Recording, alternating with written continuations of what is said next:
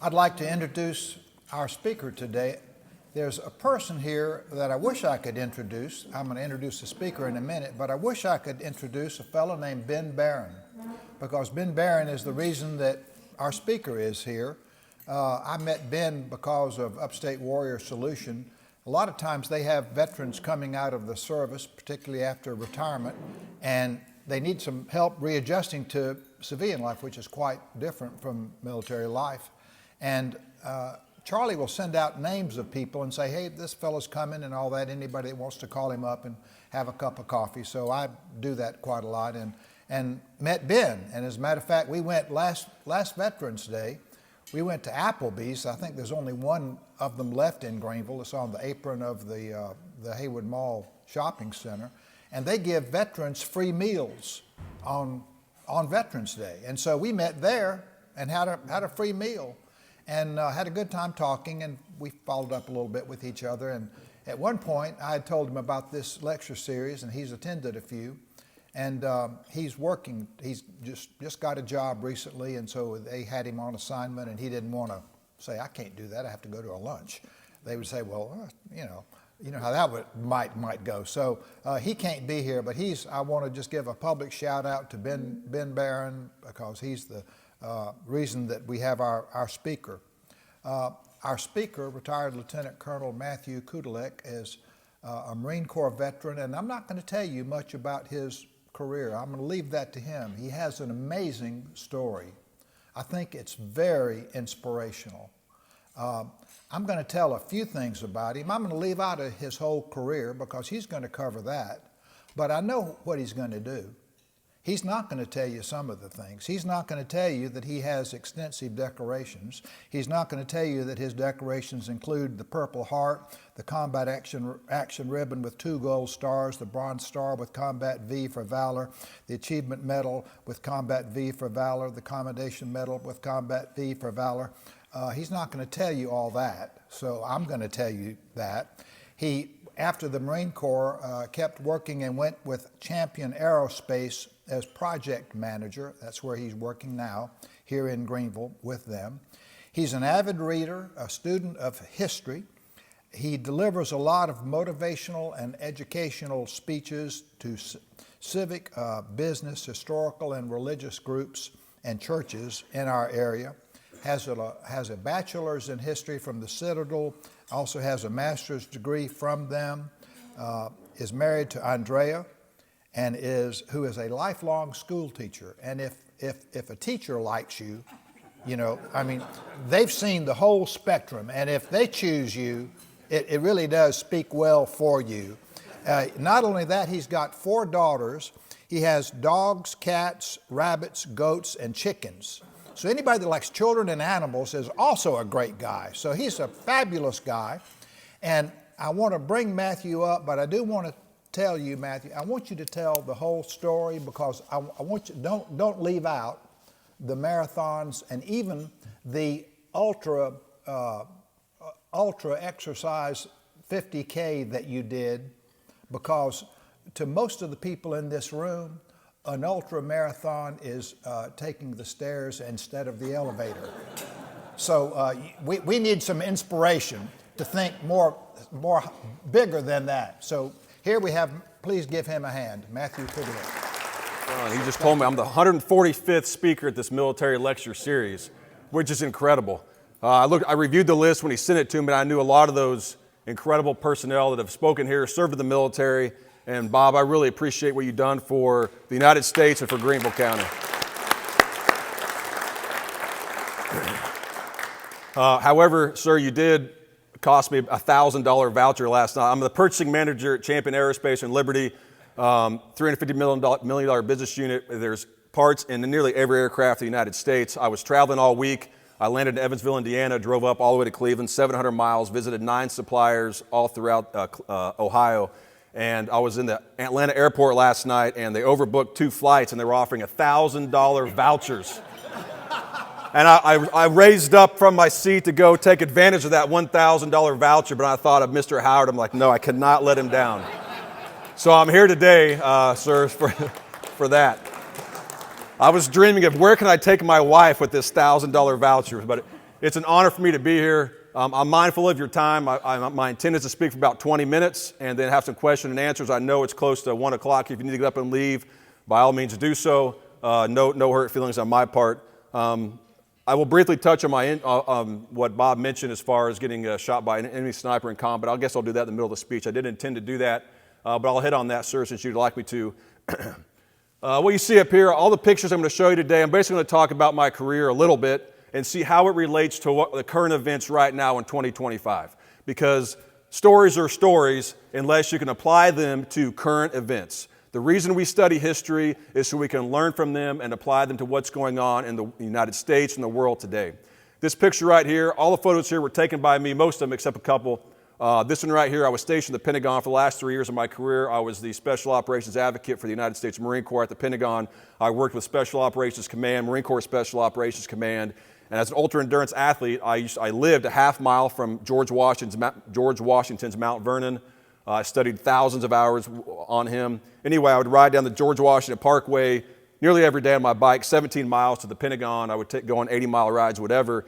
And anytime I could take a photograph, Washington, D.C. is an extremely photogenic location. And I took this from across the Potomac on a very cold morning. I dropped my bike, rushed over there. I saw the clouds with the red, white, and blue with the Lincoln Memorial, the Washington Monument there.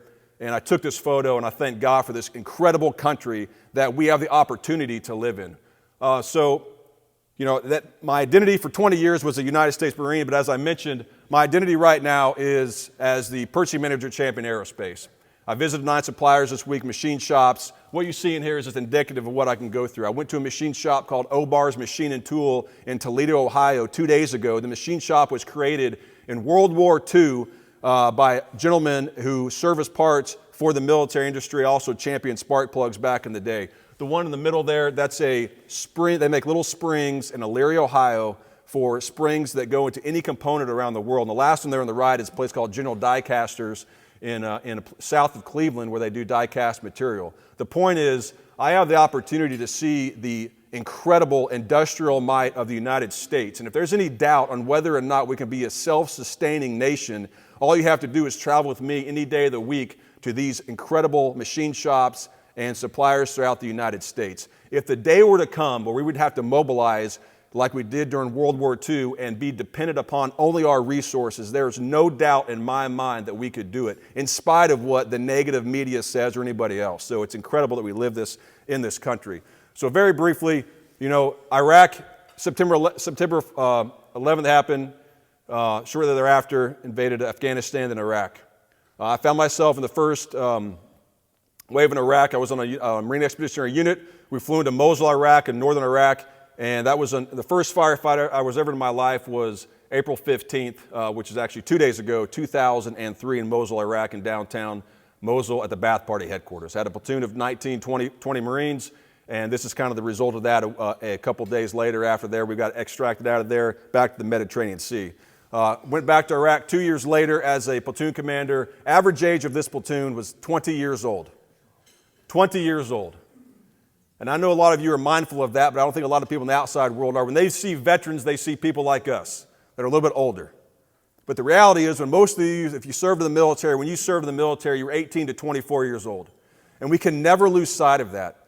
I took this platoon. We fought through in Iraq, initially in western Anbar province in Haditha, and then we moved to Fallujah, where I had the opportunity to lead a platoon in Fallujah, for a total of 1 month.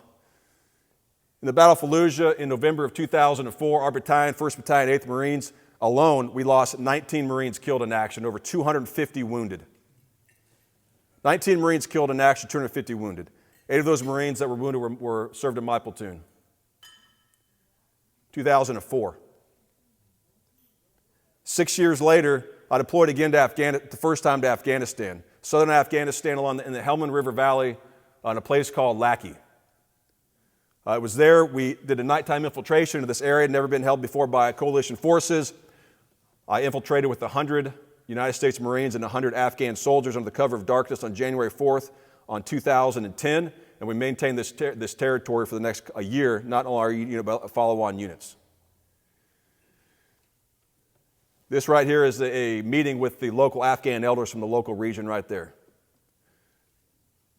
These are human beings. It was during this deployment that, shortly after this photo was taken, actually, that engaged in a heavy firefight on March 5th, 2010, that about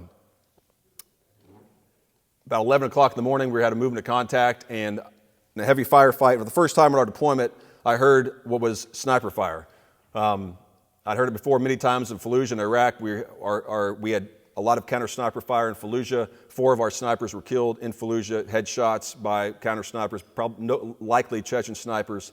Anyway, they were shooting for a Marine in front of me named Corporal Shibi. On the 4th round, the high velocity bullet, which is actually this bullet right here, the size of this bullet, the 7.62 by 54 millimeter bullet, fired by a Druganov sniper rifle, traveling at high velocity, slammed into the inside of my right leg, caused an open compound fracture of my tibia. It severed 2 or 3 arteries in my leg. It took out half my calf muscle, destroyed 9 centimeters of my tibial nerve. The velocity of the bullet took my leg, and it was so great that it sheared my leg in half essentially and turned my leg backwards 180 degrees. I lost every bit of blood in my body. By the grace of God, I was saved by my corpsman, Doc Ty, my radio operator, Garrett Baker from Stillwater, Oklahoma, and my first sergeant, Charles Williams from Alabama. I am writing a book. It's called Make the Difference. It's not written yet, but you can read all about that when it gets published at some point, and I'll make sure I give Bob 50 copies. But the Lord saved my life. In the initial surgery, a series of miraculous events, your body holds about 7 units of blood. In the initial surgery, the surgeons couldn't stop the bleeding for the 2 arteries. They couldn't find the arteries. My leg was destroyed so much, and they pumped in 16 units of blood in my body to keep me alive during that surgery. But I thank the Lord that I'm here today as a result.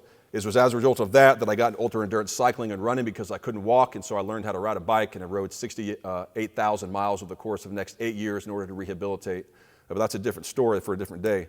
I deployed back to Afghanistan 2 years later. The best way to defeat the enemy from killing you is to have a purpose in life and to go back to their own territory. So 2 years after I was shot, I was able to take the physical fitness test. I was able to get fully cleared, and I deployed a month later back to Afghanistan to a Joint Special Operations Task Force headquarters out of Bagram Air Base, flew all around the country for a period of 7 months.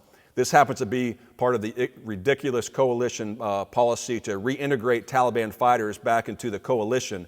And so here we are in the middle of a village in central Afghanistan in an extremely volatile area, negotiating with key Taliban members on the left. And I can show you a series of photographs, which I won't, where these are heavily armed Taliban members that we're negotiating with. And you talk about putting your life on the line when there's 30 guys surrounding you with machine guns and you're trying to believe that they have the intentions of joining the coalition. Very volatile period. But it was also a very good time in my life there in Afghanistan in 2012. I came back, stayed at Marine Corps Special Operations Command for the next year, and then in 2019 I was stationed at the Pentagon, and one of the general officers there said, hey, we need somebody to quickly deploy to Iraq, to downtown Baghdad, Iraq, to Forward Operating Base Union 3. So on the picture on the left there, Baghdad is a city of 8 million people. 8 million. What's the population of South Carolina? Anybody know? About 5.8 million. The population of Baghdad is 8 million. So moved for Forward Operating Base Union 3 in downtown Baghdad in the quote-unquote green zone right next to the American Embassy. I was the lead planner of the J5 for Task Force Iraq. This was a 7,000-man coalition task force from 40 countries in NATO in downtown Baghdad at the time. This is 2019. The first time I stepped foot in the soil of Iraq was 2003. This is 16 years later. And if you recall back, this is pre-COVID, we will not talk about that time frame, but think back during this time frame, around Christmas time frame in 2019 and 2020. What you see there, let's take a step back. In 2015, if you recall, President Obama withdrew all the troops from Iraq. That allowed ISIS to infiltrate and absolutely decimated northern Iraq, eastern Iraq, Mosul, killed tens of thousands of Iraqis, maybe more, 50,000, 100,000. It's undetermined. In order for the Iraqi army to regain territory, the United States authorized Shia militia groups called SMGs to be reintegrated into the Iraqi army and serve alongside Sunni Muslims in Iraq to defeat ISIS. So you had a legitimate force, Shia Muslims, which is predominantly from Iran, fighting alongside Sunni to defeat ISIS. Go to 2019, we still have approximately 10,000 forces in Iraq spread out over 15 bases, roughly. And what happens? Those Shia militia groups become disenfranchised. They do not like Americans. Obviously, they don't like the coalition. They don't like Sunnis for the most part. It's a very complex web of entanglements of Muslim fighters. And so what do? They set up these improvised rockets all over Iraq, and they fire upon coalition forces spread throughout all of our 15, 20 bases spread throughout the country. I'm over there at the time, and of course, we don't want to have any of that. So what happens? We start retaliating against these Shia militia groups. And if we recall back, what happens? If you remember, this is what happens, what you see right here. There's embassy riots. So I took this photograph. This is on top of the building where Saddam Hussein was tried and hung in whatever it was, 2005. This is at FOB Union 3. Climbed up there, and you have about 10,000 people rioting in this city of 8 million people in downtown Baghdad. On this coalition base, there's no more than 900 of us. Do the math. 8 million to 900. Most of which are planners, they're not gunfighters, they're not gunslingers. 10,000 Shia rioting outside on the streets. So what's the result? It got pretty complex there. It got very hairy in a very quick amount of time. Extremely volatile, dangerous, kinetic time. What to do? The embassy surrounded. They penetrated the embassy. There's about 300 people, embassy guards that are there. Some friends of mine that were civilian contractors who worked over there that were in my platoon actually in Iraq in 2003 were on site there at the time. So what happens? What you see here is on the left-hand side there you have a man by the name of Mahdi al-Mohandes. Mahdi al-Mohandes is the head of the Shia militia groups throughout Iraq at the time. He was there rioting. He controls everything. These are professional rioters. They know what they're doing. He's controlling them. And so what happens? Well, we need to stop this. So the head of the Iraqi general staff at the joint base Iraq, at the base we're at, there's a headquarters of Iraqi army generals, is friends with al-Mohandes, the Shia militia group leader. So what's the best way to get him to stop fighting? Could you please come to our base, let me talk to you, and convince you, negotiate together to stop the rioting. So al-Mohandes comes to our base. He's 50 meters from where I sleep at night, the headquarters of the Joint Operations in Iraq, JOCI. And so what does he do? He tells his people to go home. So sure enough, after 2 days of riding, they pack up and they leave. And this is us walking down to the embassy on the ground now, walking towards the embassy with the Iraqi army in front of us, clearing the area out. And they depart. What do we do the next day? Then that night, that very night, what do we do? Who is this? This is Qasem Soleimani and Mahdi al-Mohandes. So the man who we negotiated to tell his people to leave, the United States kills both of them on the Baghdad International Airport, which is 3 kilometers away from where we were staying.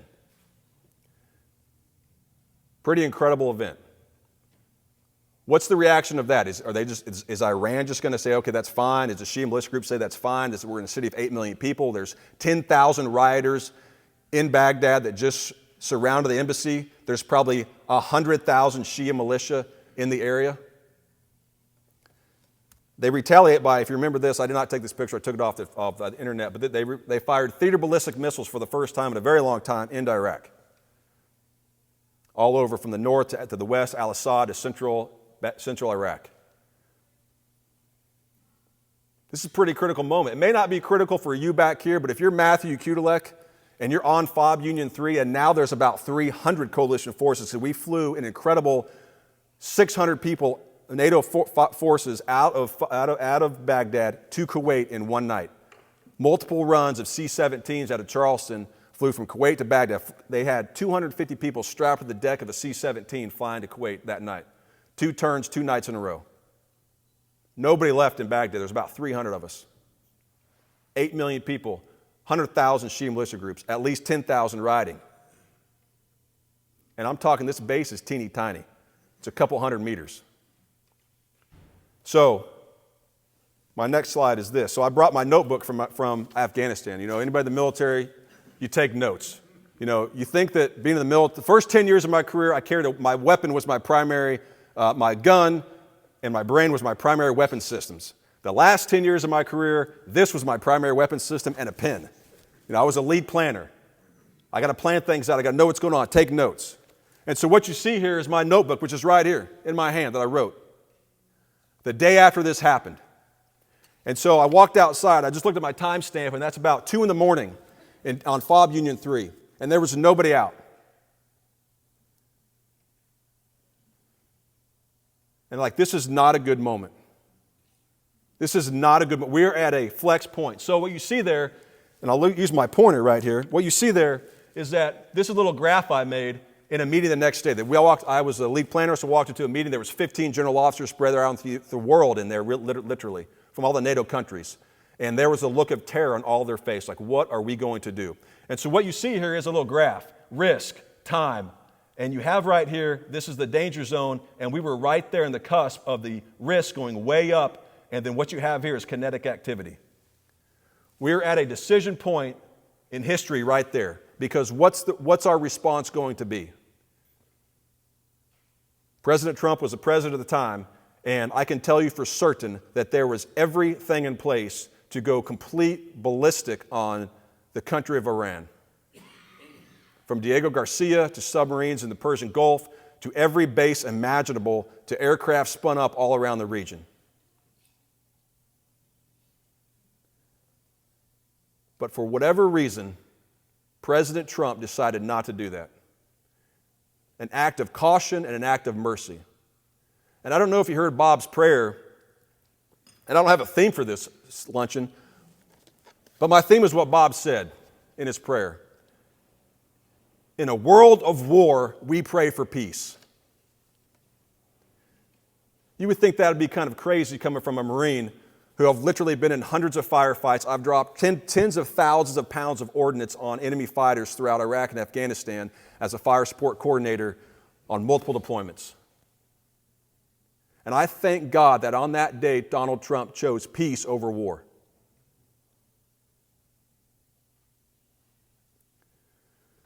When I think about warfare, and I'm going to conclude this in a second, I think about the cost of life. The picture on the left there is me and a young kid named Ahmed that was taken in the desert south of Haditha in 2003. Ahmed must be 5 years old as a young shepherd boy at that time. Now he's 26 years old. All he's ever known, if he's still alive, is warfare, constant warfare from the United States to ISIS to Shia militia groups.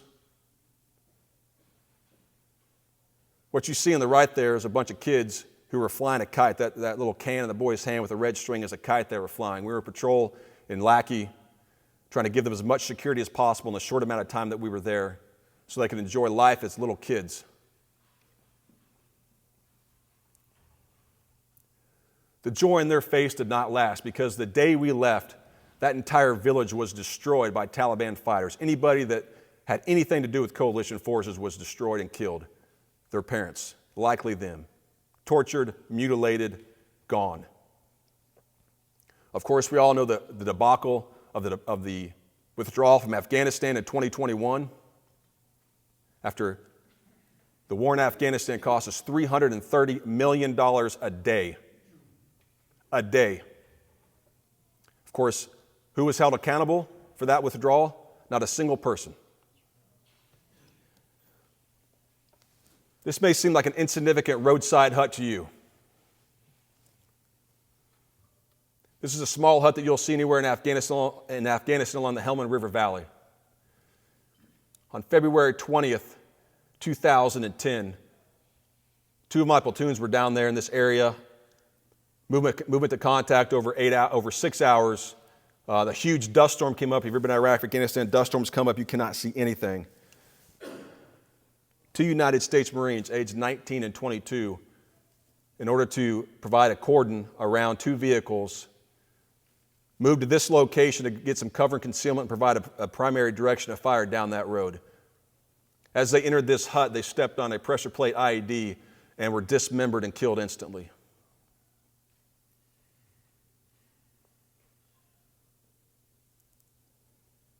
At an insignificant, unimportant hut in the middle of a third world country. that had nothing to do with serving and protecting the Constitution of the United States of America. What's the cost? Eric Ward, 19 years old from Gillette, Wyoming. His mother is standing there. As a father of an 18-year-old girl now, this hurts more now than it did the day that he was killed, because I can empathize with the mother and what she must have thought when her 19-year-old son was killed next to that hut. The person you see in the middle there is Adam Peake, 22 years old.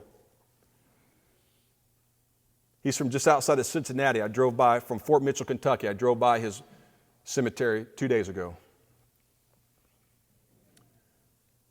Serving alongside your family members in combat is not just something from the movies, because indeed, his younger brother, Sean Peake, who you see there on the right, was in my unit as well. And on the day he was killed, the Lord providentially allowed Sean Peake to be near me at that time. And I had the unfortunate responsibility to convey to Sean Peake that his older brother, who he looked up to, his mentor, was killed in that blast. So what does this mean for us in 2025? Afghanistan costs us $300 million a day. Are they worse now? Are they better now or worse off than they were in 2001? What about 1985 when the Mujahideen? What about after the Russians invaded? Have they known peace? Was the $300 million a day worth it? If you don't trust my numbers, you go to Forbes, and they spell it out very clearly. Actually, the number's quite higher if you really look at it from an objective standpoint. Iraq, estimate right now, is $1.1 trillion taxpayer dollars in Iraq. We still have forces there in 2025. Shia militia groups are still there. Sunni militia groups, Sunni are still there. What about Ukraine and Russia? Right now, it's $190 billion. Then you have Syria, Yemen, the Houthis, constant military strikes on them, Israel and Gaza the last 3 years, China, Russia, and now, more than ever, we are at this flex point again. I bring it up there again because we have now at the same exact point with Iran. If you turn on the news right now, all you hear about is we cannot let Iran get nuclear weapons. It sounds very similar to me that we cannot allow Iraq to use weapons of mass destruction. And I don't know how President Trump's going to react. Unfortunately, while he used exercise judgment and mercy last time, I'm concerned about his current response. Are we to presume that the population of Iran is 90 million? Iran is ancient Persia. If you read the Bible, you understand this is the book of Ezra, of Nehemiah, of Esther, of Daniel. This is ancient Susa, Persepolis, Passagarde. There's 90 million people in Iran. Are we to presume that 90 million people hate Americans and should be killed and should be subject to warfare? Or should we perhaps look for mercy and figure out a way to not go into war with them and cause another calamity? So the question I have for you is, what do we do? What do we do as the United States? Can we do anything? What do we do as Americans? What do you do as patriotic citizens of Greenville County? Should we wander down this path again? What's our military aims, goals, objectives? What's our military strategy? What's our foreign policy? What have we accomplished the last 30 or 40 years of constant warfare in this region? Is our desire to expand Section 60? I was stationed at the Pentagon, and any time that the Lord put it in my heart to go visit Marines, I would leave early. I would jump they used to have lower fences. I would jump the fences up by the Army base and walk down to Section 60, visit the dozens of people that I know that are buried there, and contemplate their service and what they did for this country. Is our desire to expand Section 60 as a result of military conflict in Iran? What's the follow-on actions? What about the War Powers Act of 1973, where a joint session of Congress is required to go to war against a foreign power? Where is that?